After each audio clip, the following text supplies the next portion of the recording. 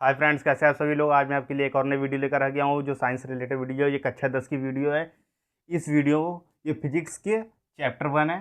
Chapter 1 प्रकाश का परावर्तन व अपवर्तन। ठीक, ये हम इस वीडियो का इस चैप्टर का 7वां वीडियो है। ठीक, इसके जो पहले वीडियो आए थे उसमें इसके पहले का जो सिलेबस था वो कंप्लीट करा दिया है। आज इस वीडियो में आपको समझाया जाएगा अवतल दर्पण के लिए यूवीएफ में संबंध। जो हमारा पिछले वीडियो में था, अवतल दर्पण द्वारा प्रतिबिंब का बनना, उत्तल दर्पण द्वारा प्रतिबिंब का बनना, अवतल उत्तल दर्पण क्या होते हैं, ये सब पिछली वीडियो में था। और उसकी भी पिछले इसके 6 वीडियो आ चुके हैं, आप उसे जाकर देख लीजिए। ठीक, अगर आप उसे देख लेंगे तो ये चीज़ें आपको जल्दी समझ में आने लगेंगी। ठीक, अगर आप उन उन वीडियोस को नहीं देखेंगे और डायरेक्ट इसे देखेंगे तो भी समझ में आएगा, लेकिन हम यहाँ पर पूरा पूरा कॉन्सेप्ट समझाने की कोशिश करेंगे। लेकिन अगर आप पिछले वीडियो देख लेंगे तो आपके लिए कोर्स एक तरह से कंप्लीट होने लगेगा, आपकी जो न्यू है वो मजबूत मजबूत होने लगेगी। देखिए, आज की इस वीडियो में क्या है, अवतल दर्पण के लिए यूवीएफ में संबंध। ठीक, तो क्या बोल रहा है, अवतल दर्पण। ठीक, अवतल दर्पण के लिए यूवीएफ में संबंध। ठीक, अब देखिए, अवतल दर्पण बोल रहा है तो हम पहले इसको क्या करेंगे, एक अवतल दर्पण बना लेंगे इस तरह से।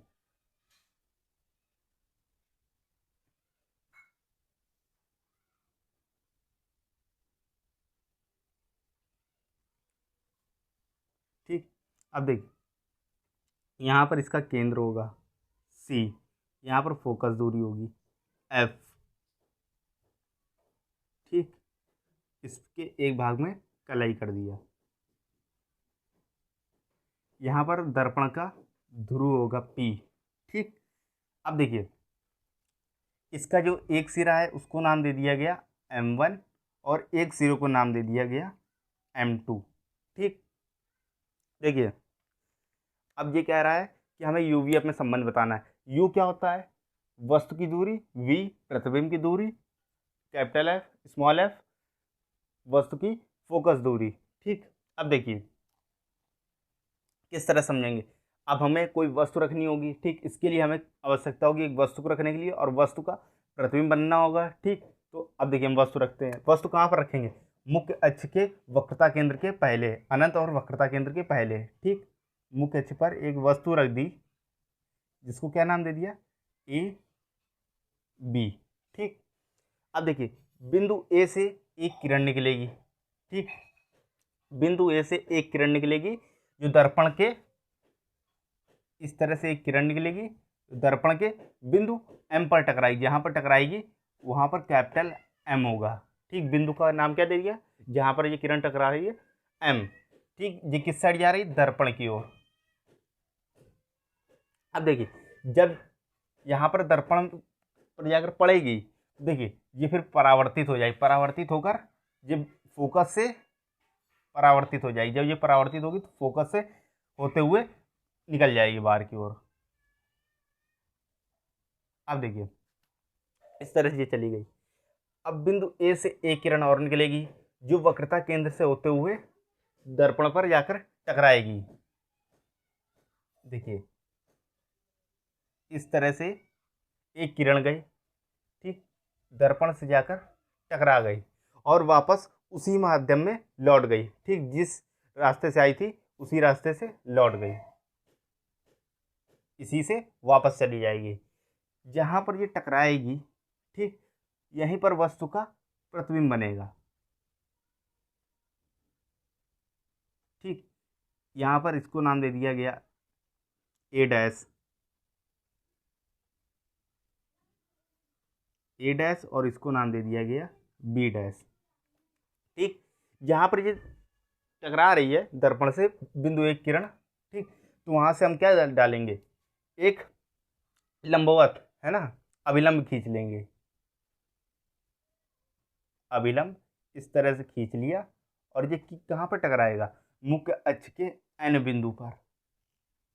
ठीक, इसको नाम दे दिया गया मुख्य अक्ष का एन बिंदु। अब देखिए, इतनी बात आपको क्लियर हो गई होगी। अब हमें एक चीज़ और देखनी है। ठीक, अब इसमें क्या बन, शीर्षाभिमुख कोण बनेगा। ठीक, ये कुछ कठिन नहीं है, बस केवल इसकी शुरुआत की 2 लाइनें समझने लायक हैं, बाकी पूरा एकदम सेम है, बस उसी लय में चलते जाना है बिल्कुल। आप बस वीडियो के आखिरी तक जुड़े रहिए, आपको हर एक चीज़ समझ में आने लगेगी। बस देखिए देखिए यहाँ पर क्या होता है, दो त्रिभुज बन रहे हैं, एक त्रिभुज जे ए बी सी, ठीक, ए बी सी एक त्रिभुज, ठीक, और एक जे त्रिभुज बन रहा है C B A dash, C B dash A dash, ठीक, जे एक त्रिभुज बन रहा है, एक त्रिभुज जे और एक त्रिभुज जे, ठीक। अब इन त्रिभुजों में हमें देखना है क्या, देखिए लिखेंगे हम लोग, देखिए पहले भाषा क्या लिख लेंगे, जब इस पेपर में प्रूविंग आएगी तो अवतल दर्पण के लिए यूवीएफ में संबंध बताइए, तो चित्र बना लेंगे इस तरह से, ठीक। अब भाषा क्या लिखेंगे, देखिए एक दर्पण है जो M1 व M2 से मिलकर बना हुआ है, ठीक। इसका वक्रता केंद्र कैपिटल सी तथा फोकस दूरी क्या है, कैपिटल एफ है, और दर्पण का ध्रुव कैपिटल पी है, ठीक। वस्तु वक्रता केंद्र के पहले और अनंत के बीच में रखी हुई है, या कह दो वक्रता केंद्र के पहले, या कह दो अनंत व वक्रता केंद्र के बीच में रखी हुई है, ठीक। वस्तु का नाम ए बी दे दिया है, ठीक, ए बी एक वस्तु है। अब क्या लिखेंगे, बिंदु ए से एक किरण निकलकर दर्पण के एम बिंदु पर टकराती है, टकरा कर वापस फोकस दूरी से लौट जाती है, ठीक, फोकस दूरी के से लौट जाती है।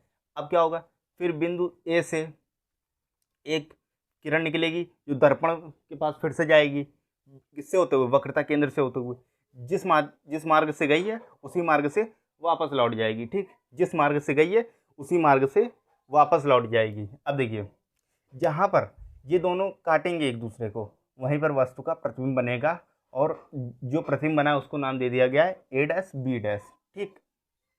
अब फिर क्या लिखेंगे, बिंदु एम से एक अभिलंब डाला गया है जो मुख्य अक्ष के एन बिंदु पर काटता है, ठीक। इस तरह से पूरी लैंग्वेज हो गई। अब देखिए एक चीज़ और लिखनी रहेगी, जो बी और पी है, देखो वस्तु यहाँ पर रखी है बी पर, और मुख्य अक्ष से हमें सारी दूरियां नापनी है, बिंदु पी और बी पे ये क्या होगी, वस्तु की दूरी होगी, बी पी क्या होगी, वस्तु की दूरी, वस्तु की दूरी को क्या कहते हैं, स्मॉल यू, ठीक। ये क्या होगी, वस्तु की दूरी होगी। अब देखिए प्रतिबिंब की दूरी बी डैश पी, प्रतिबिंब की दूरी बी डैश पी, प्रतिबिंब की दूरी को किससे दर्शाते हैं, कैप स्मॉल वी से, ठीक। देखिए ये फोकस दूरी एफ पी क्या है, फोकस दूरी है, इस तरह से लिख लिया। इन चीज़ों को लिखने के बाद हम अपनी प्रूविंग स्टार्ट कर देंगे, ठीक। इतनी भाषा लिखने के बाद अपनी प्रूविंग स्टार्ट कर देंगे। देखिए कैसे लिखेंगे, कैसे करेंगे इसकी प्रूविंग, त्रिभुज ए बी सी व त्रिभुज ए डैश बी डैश सी में, ठीक, ए डैश बी डैश सी में। अब देखिए जो हमारा कोण भी है, ये देखिए ये 90 अंश का है, ये हमारा 90 अंश का है, और ये भी 90 अंश का है, ठीक। देखिए कोण ए बी सी 90 अंश, और कोण A B A dash B dash C ये भी 90 अंश का है। किस तरह से लिखेंगे, कोण ए बी सी बराबर कोण ए डैश बी डैश सी बराबर 90 अंश, ठीक। तो ये क्या हो जाएगा, शीर्षाभिमुख कोण हो जाएगा, ये कंडीशन हो गई शीर्षाभिमुख कोण की,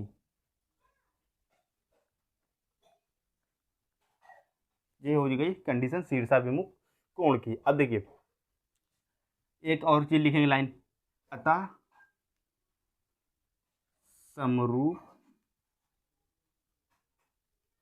के नियम से, देखिए समरूप के नियम से क्या होता है, लंब अपॉन लंब होता है, ठीक। कोई भी त्रिभुज हो, जैसे मान लीजिए एक त्रिभुज जे बना लिया है, ठीक, इसको नाम दे दिया गया ए बी सी, और एक त्रिभुज इस तरह से इधर बना लिया गया, इसको नाम दे दिया गया है ए डैश बी डैश, देखिए चलिए ए डैश बी डैश नहीं देते हैं,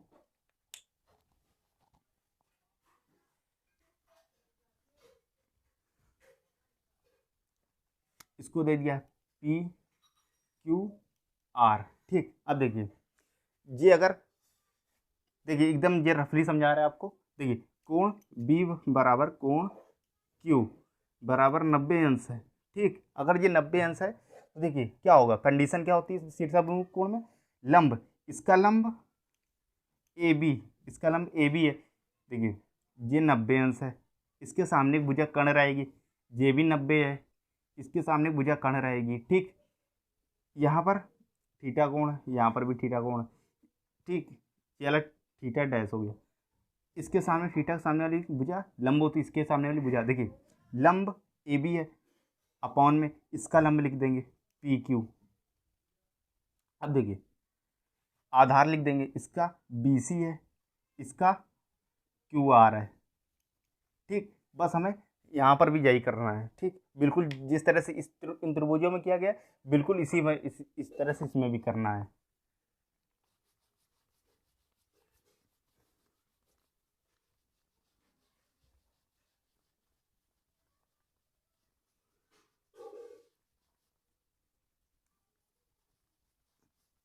देखिए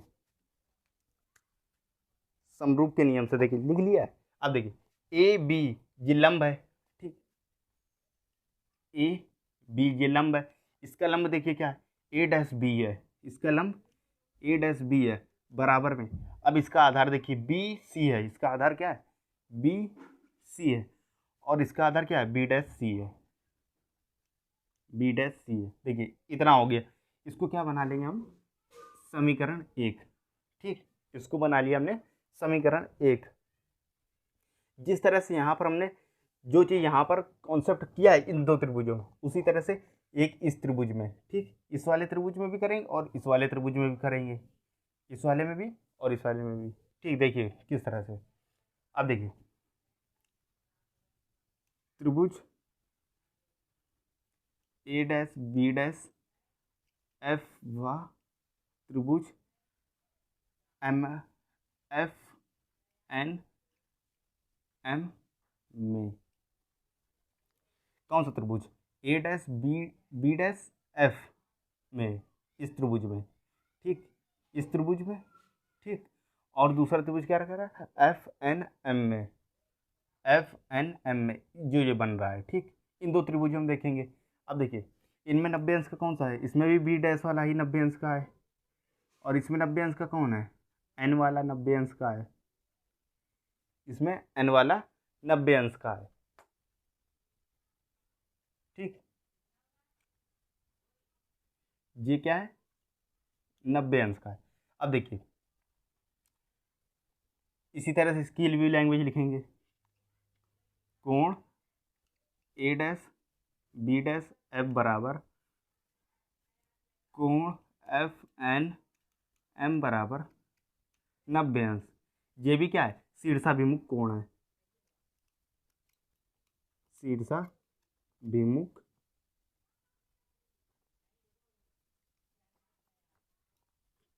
कोण है। ठीक, ये भी क्या है शीर्षाभिमुख कोण है।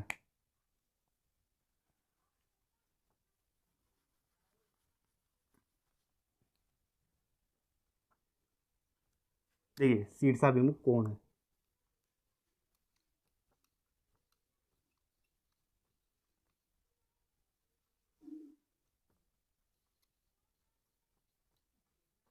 शीर्षाभिमुख कोण है। अब देखिए इसी तरह से इसका लंब ले लेंगे, इसका लंब क्या है ए डैश बी डैश है, इसका लंब ए डैश बी डैश। ठीक, और इसका लंब क्या है एम एन है। ठीक, अब देखिए इसका लंब A dash B dash M N हो गया। ठीक, अब आधार क्या है इसमें, इसमें बी डैश एफ है। पहले इसमें देखिए अगर लंब लिखना है तो सबसे पहले बड़े वाले त्रिभुज का लिखेंगे। ठीक, इस वाले त्रिभुज का लंब पहले इसका है क्या है एम एन है, इसका ए डैश बी डैश है। अब देखिए इसका आधार क्या है एफ एन है, इसका आधार क्या है बी डैश एफ है। ठीक, अब देखिए इसमें एक चीज़ और कर सकते हैं, यहाँ लिख के दे रहा हूँ। जो एम एन है, ठीक, देखिए एम एन है वो किसके बराबर है, ए बी के बराबर है। देखिए दोनों साइड एक ही है, ठीक, तो एम एन की जगह क्या लिख सकते हैं, ए बी, ए बी। और इधर बाकी में कोई चेंजमेंट नहीं, बाकी को इसी तरह से नोट कर लेंगे। इसको मान लिया समीकरण 2, ठीक। आगे बात समझ में। अब देखिए बाकी सबको रेज किए दे रहा है, आप इसका स्क्रीनशॉट ले सकते हैं, ठीक। अब देखिए बाकी सबको रेज किए दे रहे हैं, केवल इक्वेशन 1 और 2 को छोड़ दे रहा है।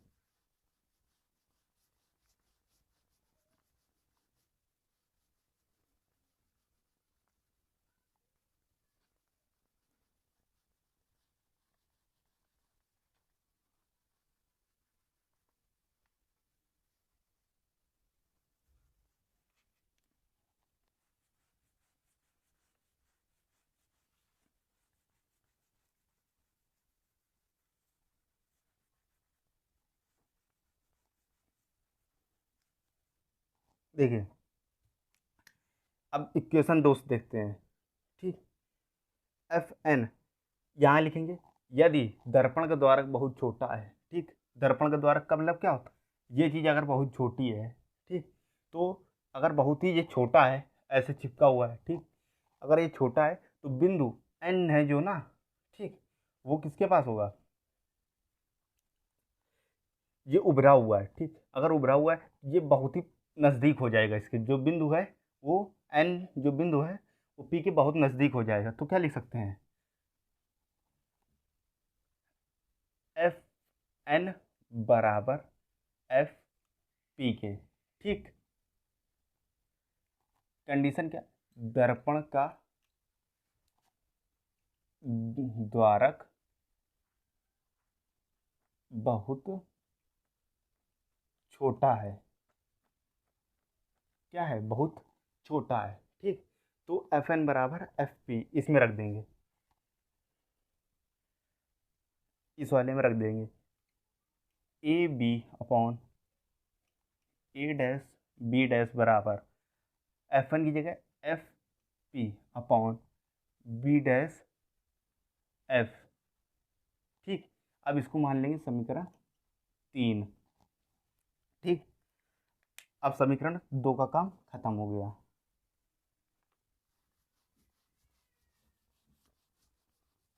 अब देखिए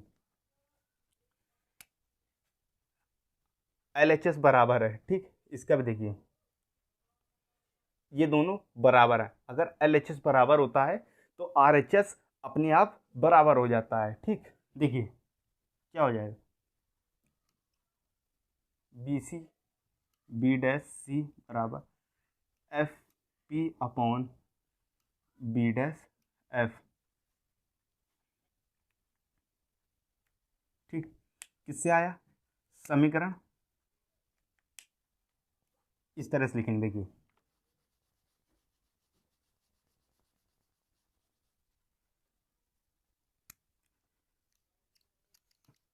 समीकरण 1 व 3 से, समीकरण 1 व 3 से एफ पी,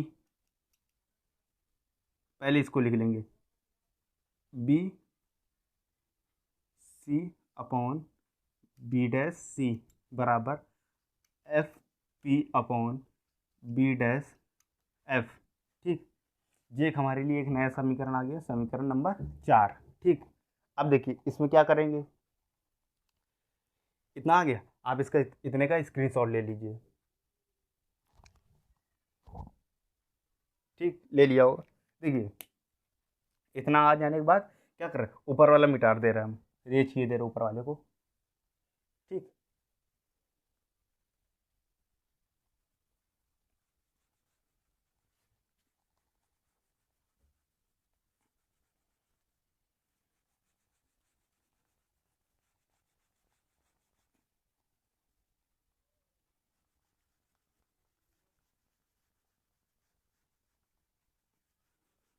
केवल समीकरण नंबर 4 को छोड़ दिए दे रहे हैं,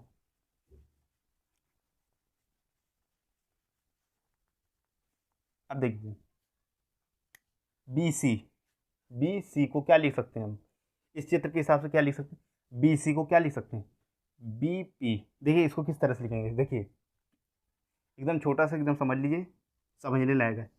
अगर ये ए बी लाइन है कोई, ठीक, ये कितनी लंबी है, 10 मीटर लंबी है, ठीक, और यहाँ पर एक बिंदु और है पी, है ना, पी और बी की दूरी कितनी है, 8 मीटर है, ठीक।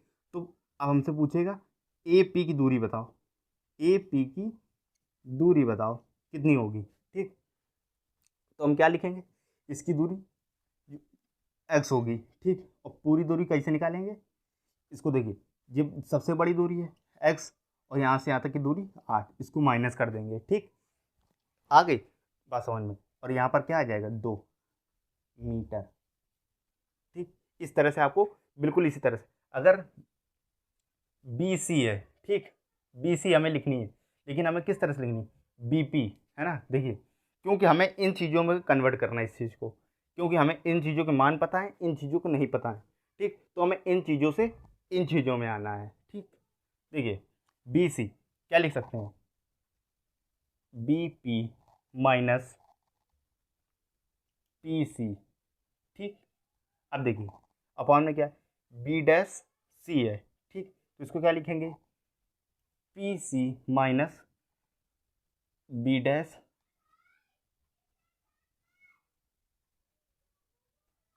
देखिए इतनी है पी सी, ठीक, माइनस बी डैश पी, ठीक। अब देखिए बराबर में एफ पी में कोई चेंजमेंट नहीं करेंगे, क्योंकि एफ बी ऑलरेडी मान हमको दिया हुआ है, ठीक, तो एफ पी को उसी तरह से लिख लिया है।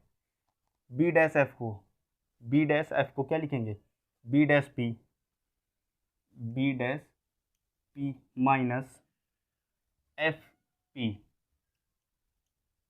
F P. अब देखिए इन सब चीज़ों को रेज की इधर,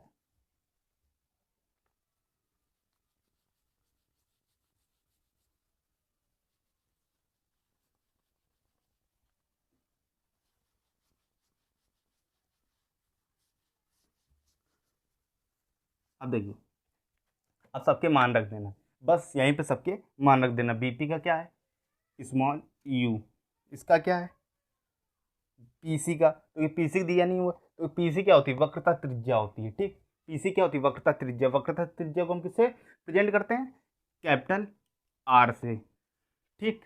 अब देखिए पीसी फिर से आ गया, वक्रता त्रिज्या capital R, B dash P, देखिए यहाँ पर क्या लिखा है, स्मॉल वी, ठीक, जिसको हमने माना था ना, जब भाषा लिखी थी तब इसको हमने मान लिया था, ठीक, तो वही चीज़ लिख रहा है, कोई अलग से नहीं लिखा जा रहा है यहाँ पर, ठीक। तो आप सोच रहे होंगे अलग से लिख रहे हैं, ये पहले से ही मान लिया गया कि वस्तु की दूरी इतनी है, प्रतिबिंब की दूरी इतनी है, और फोकस दूरी इतनी है। अब देखिए एफ पी, एफ पी क्या है, स्मॉल एफ है, देखिए B dash P, B dash P क्या है, small v, F P small f, ठीक। अब क्या करेंगे, इसका तिर्यक गुणा करा देंगे, इसका गुणा इस साइड करा देंगे, और इसका एफ के साथ करा देंगे, देखिए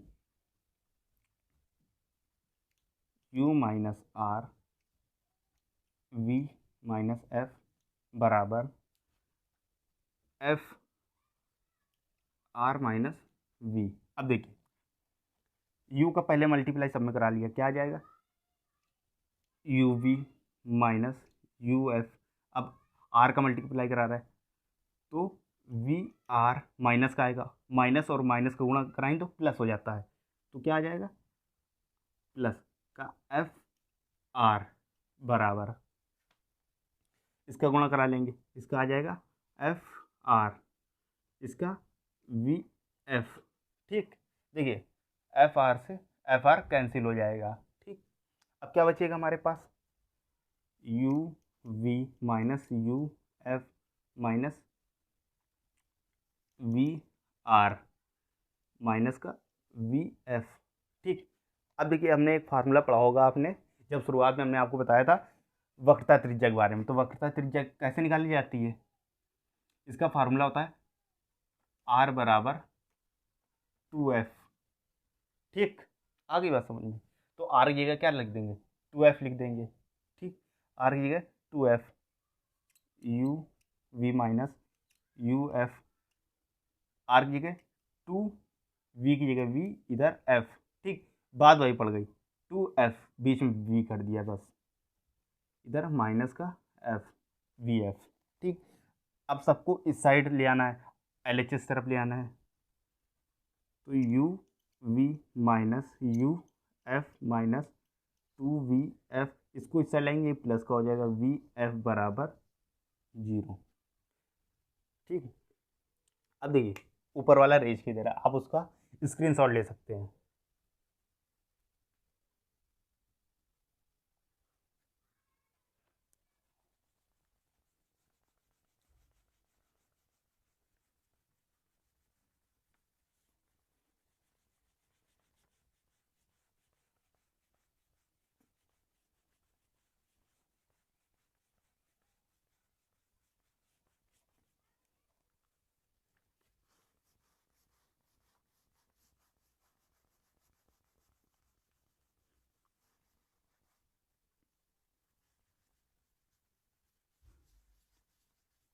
अब देखिए ये घट जाएगा, यू एफ अपनी जगह पर है, यू वी अपनी जगह पर है, यू एफ भी अपनी जगह पर है।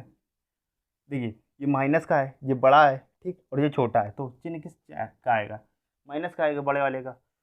और क्या बचेगा, वी एफ बराबर 0। देखिए ये प्लस का है तो इसको इसी साइड रख लिया जाए। ठीक, आप इसको किसी भी तरह से हल कर सकते हैं अब, है ना, अपनी तरह से किसी भी तरह से गुणा भाग इसमें करा सकते हैं।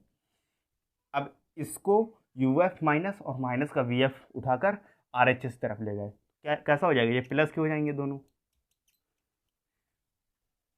अब देखिए दोनों पक्षों में किससे भाग दे देंगे, दोनों पक्षों में यू वी एफ से भाग देने पर। ठीक, दोनों पक्षों में यू वी एफ से भाग दे देंगे, इसमें देंगे यू वी एफ, इसमें दे देंगे यू वी एफ प्लस ये वी एफ है। ठीक, यू वी एफ। अब देखिए ये यू वी से ये यू वी कट गया, ये इस यू एफ से एक ये कट गया, और इस यू वी एफ से इस ये वी एफ कट गया, क्या आएगा, इसको रेज करके रख दीजिए।